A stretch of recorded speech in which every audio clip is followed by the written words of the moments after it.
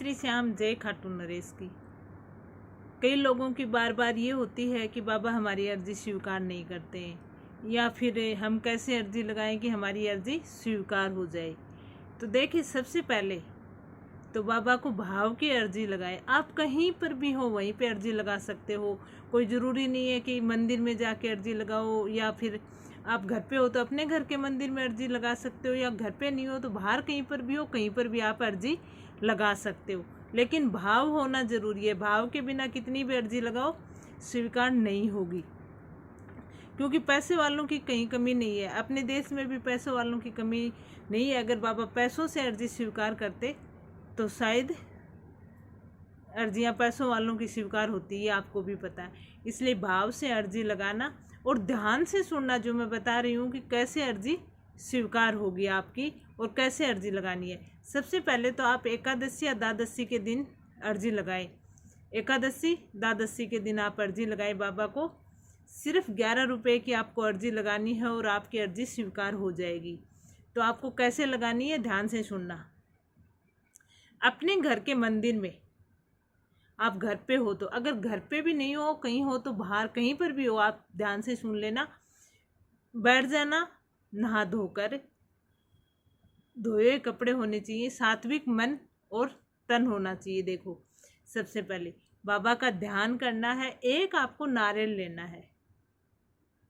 हर बच्चे को पता होता है कि मेरा पिता कैसे खुश होगा, तो बाबा श्याम को भी आपको पता होना चाहिए कि कैसे खुश होंगे। वो पैसों से खुश थोड़ी होंगे, भाव से खुश होंगे। तो अपना भाव रखें बाबा के प्रति। एक नारियल ले लेना है। एक पेन लाना है आपको लाल रंग का, और नया लाना है। दुकान वाले को भी कहना कि चला के नहीं देखना इस पेन को। एक आपको कागज़ ले लेना है, वाइट कलर का हो, येलो कलर का हो। अगर आपके पास पीले रंग का नहीं है तो आप सफ़ेद रंग का ले सकते हो। उस पर स्वास्तिक बना लेना हल्दी से, और ऊपर जय श्री श्याम लिख लेना। फिर आपकी अपनी जो भी मनोकामना है, जो भी आपकी इच्छा हो, उसमें आप लिखें। बाबा के सामने बैठ के लिखें और फिर उसको बोलें। आपने जो लिखा है वो बोलने, बाबा को सुनाए, और उसको फोल्ड करके नारियल के ऊपर रखकर और 11 रुपये रखकर उसको मोली से बांध दें। अपने घर के मंदिर में रख दें। अगर आपके आसपास बाबा का मंदिर है तो वहाँ पे आप पुजारी को दे आए, और पुजारी को कहें कि बाबा को ये अर्जी पढ़ के सुनाए, या फिर अपने घर में रख दें। या फिर आप कहीं पर भी हो, कहीं पर भी लगाइए, वहीं पे आप वो अर्जी लगाई है वहाँ पे आप वो रख दो। जहाँ पे आप दीपक करते हो, बाबा का नाम लेके करते हो, फोटो मूर्ति जो भी आपके पास नहीं है, तो आप हाथ जोड़ के कहीं पर भी हो वहाँ पे बाबा को लगा देना वो अर्जी, और वो रख देना। अगर आपको रोना आ रहा है, आपको अर्जी स्वीकार नहीं हो रही है, तो आप बाबा के सामने रो सकते हो। दिखावे का नहीं रोना। अगर आंखों से आंसू आ रहे हैं तो बाबा के सामने आप रो सकते हो, क्योंकि एक वो पिता है हमारे, तो हम उनको अपना दर्द बता सकते हैं।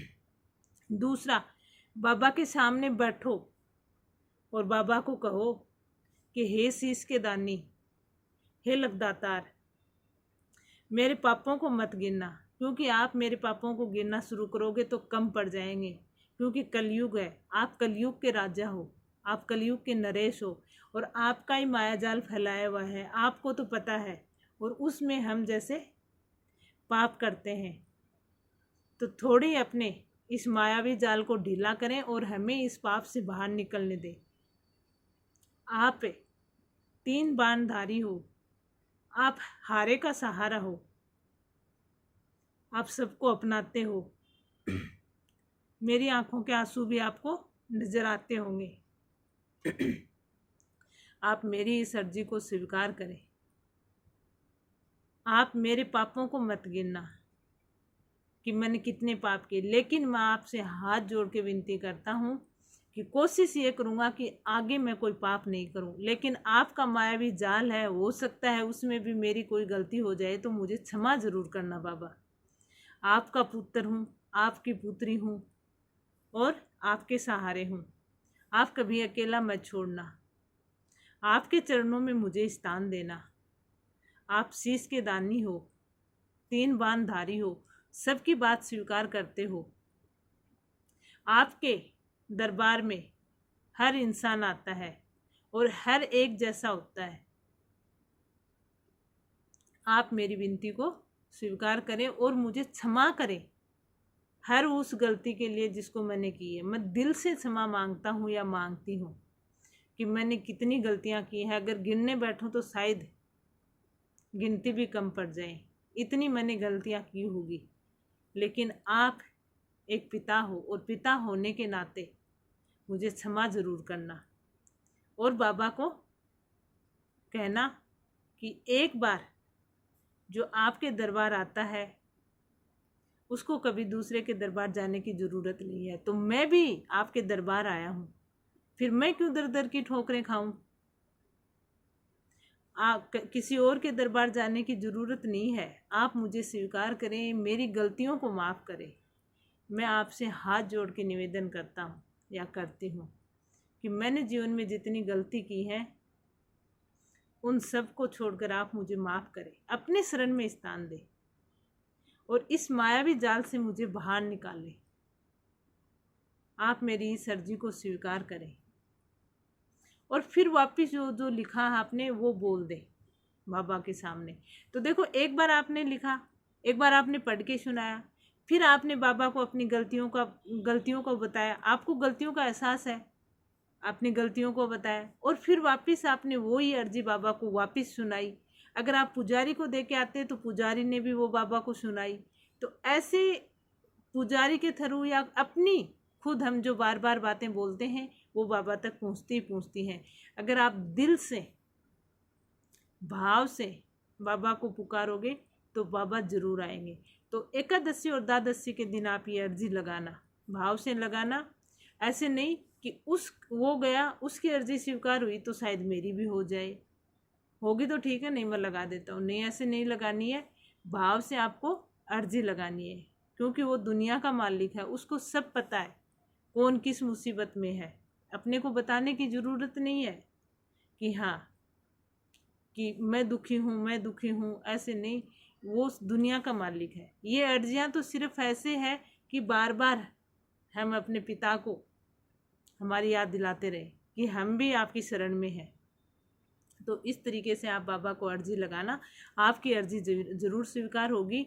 एक चीज़ का ध्यान रखें, बाबा के प्रति भाव और प्रेम और विश्वास ज़रूर रखें, क्योंकि बाबा विश्वास प्रेम में विश्वास रखते हैं। बाबा दिखावटीपन में विश्वास नहीं रखते हैं। और बाबा को कहना कि जैसे जैसे कलयुग बढ़ रहा है वैसे वैसे आप माया जाल फैला रहे हैं और उसमें हम जैसे लोग फंस रहे हैं। तो बाबा, मेरी विनती है कि आप अपना हाथ मेरे सर के ऊपर रखें और अपने चरणों में मुझे स्थान दें। तो इस तरीके से आप भी एकादशी और द्वादशी के दिन अपनी अर्जी लगाना और बाबा के सामने बैठकर अपनी जो मनोकामना है वो बोलना। अगर बाबा के सामने बैठकर आपको रोना आ रहा है तो आप बाबा के सामने बैठ के रो देना। बाबा सबकी सुनते हैं, आपकी भी सुनेंगे। वीडियो कैसे लगा कमेंट करके ज़रूर बताना।